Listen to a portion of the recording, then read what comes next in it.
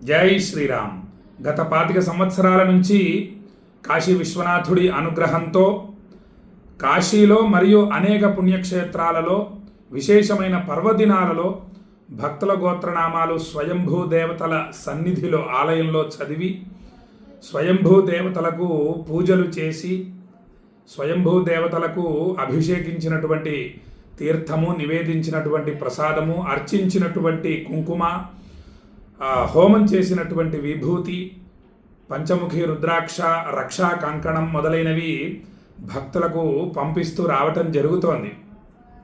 ఇక నేనొక్కడనే త్రికరణ శుద్ధిగా పూజ చేయటం కాకుండా అందరి మనస్సులను కూడా అందరితో త్రికరణ శుద్ధిగా మహాపుణ్యక్షేత్రాలలోని స్వయంభూ దేవతలకు పూజలు చెయ్యాలి అనేది నా సంకల్పం. అందుకే పూజకు ఒక వారం రోజుల ముందు నుండి భక్తులకు ఆ పుణ్యక్షేత్రాల యొక్క శక్తిని, మహిమను తెలియజేస్తూ పూజలు చేసి తీర్థప్రసాదాలు పంపించడం చేత భక్తులు అక్షయ పుణ్య ఫలితాలు పొందుతున్నారు. ఏమండి, వారి యొక్క మనస్సులోని కోరికలన్నీ కూడా నెరవేరుతున్నాయి. చాలా సంతోషదాయకమైనటువంటి విషయం. ఇక గురు పౌర్ణమి, ఈ నెల 29వ తేదీ గురు పౌర్ణమి రోజు కాశీలో వ్యాస పూజ చేయటం జరుగుతోంది. వ్యాస పూజ, దత్త హోమము, విశ్వనాథుడికి, విశాలాక్షి అమ్మవారికి, అన్నపూర్ణాదేవికి పూజలు అత్యంత భక్తి శ్రద్ధలతో త్రికరణ శుద్ధిగా మనమందరం చేస్తున్నాము. ఏమండి, మీ మనస్సు అనే పుష్పాలను కూడా నాకు మీరు ఇవ్వాలి. కాశీ విశ్వనాథుడికి నేను సమర్పిస్తాను. కాబట్టి మీ మనస్సు అనే పుష్పాన్ని విశ్వనాథుడి మీద ఎప్పుడూ పెడుతూ ఉండండి. మనస్సుని లగ్నం చేస్తూ ఉండండి. మనస్సు విశ్వనాథుడి మీద లగ్నం అయితే ఇక పొందవలసినటువంటి అదృష్టం ఇంకొకటి లేదు. ఎటువంటి కష్టాలు, సమస్యలు, మానసిక చింతలు దరి చేరవు, అసలు దగ్గరికే రావు. కాబట్టి రేపు గురు పౌర్ణమి రోజు వ్యాస పూజ చాలా విశేషం. వ్యాస పౌర్ణమి, గురు పౌర్ణమిని వ్యాస పౌర్ణమి అని పిలవాలి మనం. ఆ వ్యాస పౌర్ణమి రోజు వ్యాసుడి పూజ చాలా ప్రధానమైనటువంటి విషయం. ఈరోజు వ్యాస మహర్షి గురించి జాగ్రత్తగా తెలుసుకుందాం. చిన్న శ్లోకంలో మొత్తం వ్యాసుడి గురించి తెలిసిపోతుందండి మనకి. విష్ణు సహస్రనామ స్తోత్రంలో ఉంటుంది ఈ శ్లోకం. వ్యాసం వసిష్ఠ నప్తారం శక్తే పౌత్రమకల్మషం పరాశరాత్మజం వందే శుకతాతం తపోనిధిం. ఎంత వివరంగా తెలియజేశారు చూడండి వ్యాస మహర్షి గురించి. బ్రహ్మర్షి వశిష్ఠ మహర్షి మునిమనవడు వ్యాస మహర్షి అండి. వశిష్ఠ మహర్షి యొక్క మునిమనవడు వ్యాస మహర్షి. ఇక శక్తి మహర్షి మనవడు వ్యాస మహర్షి. వశిష్ఠ మహర్షి ముని మనవడు, శక్తి మహర్షి మనవడు వ్యాస మహర్షి. ఇక పరాశర మహర్షి యొక్క కుమారుడు వ్యాస మహర్షి. పరాశర మహర్షి యొక్క కుమారుడు వ్యాస మహర్షి. చాలా శ్రద్ధతో తెలుసుకోవాలండి. మనం ఒక బిల్వదళం విశ్వనాథుడి మీద పెట్టినా చాలు, కాశీలో ఇక్కడే ఉండి త్రికరణ శుద్ధిగా చేయాలి. మనస్సు, వాక్కు, కర్మ. మనం చేసేటటువంటి ఆ యొక్క దేవత యొక్క మహిమను తెలుసుకోవాలి.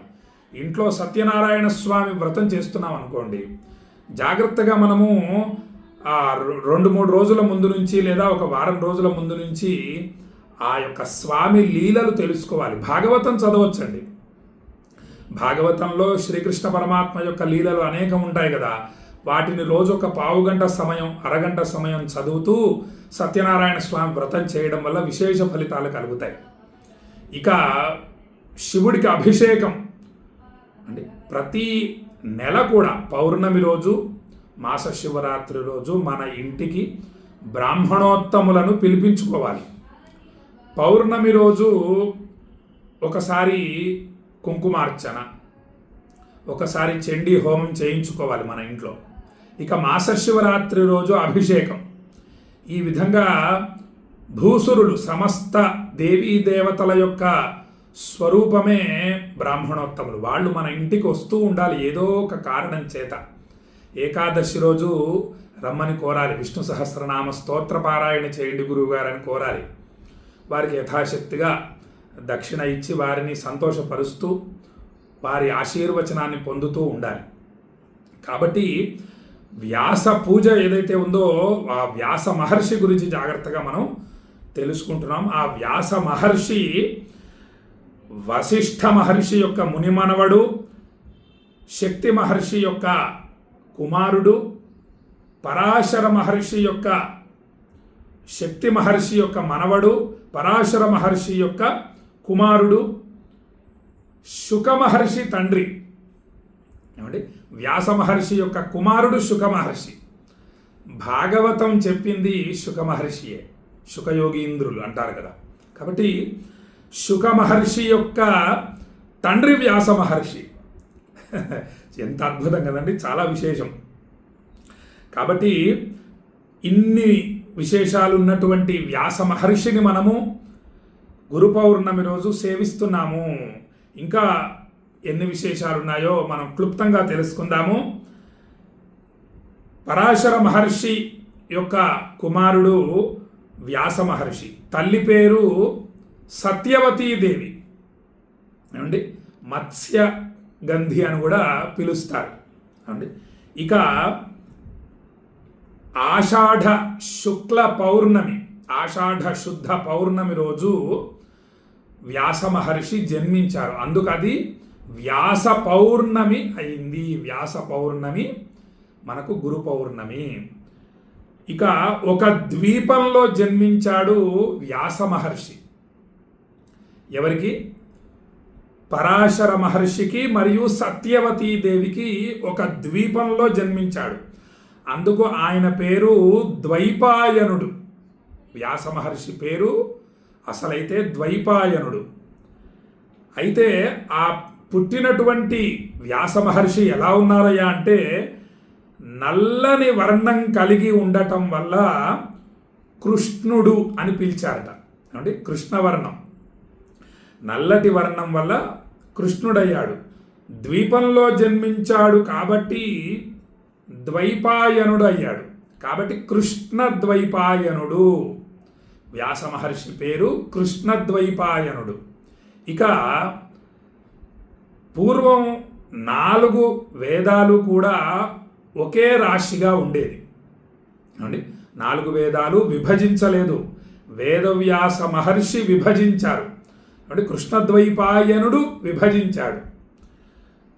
ఋగ్వేదము, యజుర్వేదము, సామవేదము, అథర్వణ వేదము, ఈ విధంగా 4 వేదాలను విభజించాడు కృష్ణద్వైపాయనుడు. అందుకు వేదవ్యాసుడయ్యాడు.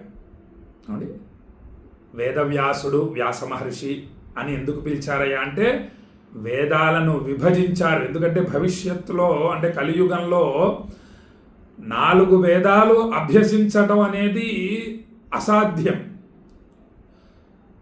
నేను ఒక వేదం చదువుకోవటానికి 12 సంవత్సరాలు పట్టింది. కృష్ణ యజుర్వేదం నేను అభ్యసించాను. మా పిల్లవాడికి ఇప్పుడు చెబుతున్నాను, 9 పన్నాలు అయినాయి. ఏమండి, కృష్ణ యజుర్వేదంలో మొత్తం 82 పన్నాలు. మా పిల్లవాడికి 9 పన్నాలు అయ్యాయి. 10వ పన్నం ప్రశ్న చెబుతున్నాను, సంత అంటారు దాన్ని. ఆ విధంగా ఒక వేదం చదవడానికి 12 సంవత్సరాలు పడితే 4 వేదాలు చదవడానికి సుమారుగా 50 సంవత్సరాలు పడుతుంది కదా. మరి మనిషి ఆయుర్దాయం ఎంత? కేవలం 100 సంవత్సరాలు మాత్రమే కదా. కాబట్టి ఈ యొక్క 4 వేదాలను, మొత్తం వేద రాశిని అభ్యసించడం కష్టసాధ్యము అని చెప్పి స్వామివారు విభజించారు. అందుకు వేదవ్యాస మహర్షి అయ్యారు.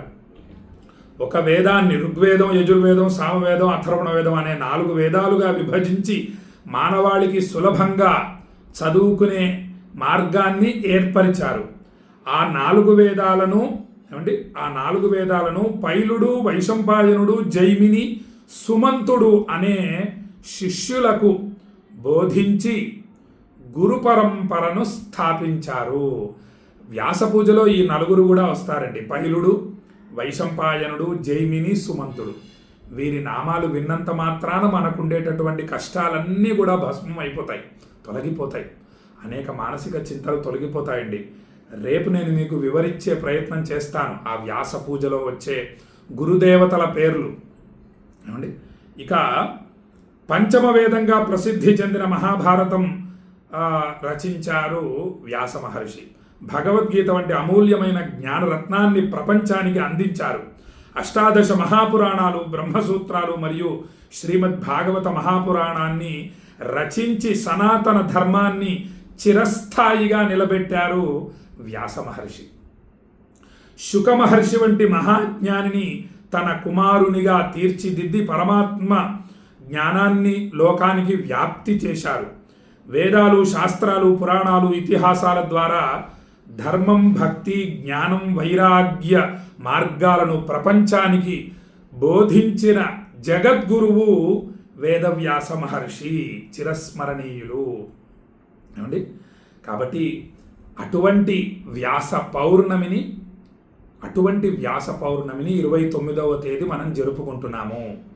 ఆ యొక్క గురుదేవుల్ని స్మరిస్తూ ఉండాలి మనం అని భక్తులకు తెలియజేస్తూ, కాశీలో వ్యాస పూజ చేయగలుగుతున్నామంటే ఇదంతా కూడా కాలభైరవ స్వామివారి అనుగ్రహం, వ్యాస మహర్షి ఆ యొక్క అనుగ్రహం అని భక్తులకు తెలియజేస్తూ ఈ వీడియోని చక్కగా మీ బంధుమిత్రులందరికీ షేర్ చేయండి. కాశీలో గురు పౌర్ణమి, వ్యాస పౌర్ణమి రోజు మీ గోత్రనామాలతో తప్పకుండా వ్యాస పూజ జరిపించుకోండి.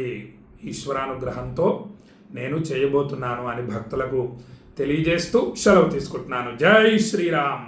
విశ్వనాథాయ మంగళం, విశ్వనాథాయ మంగళం, విశ్వనాథాయ మంగళం. కాలభైరవ స్వామికి జై.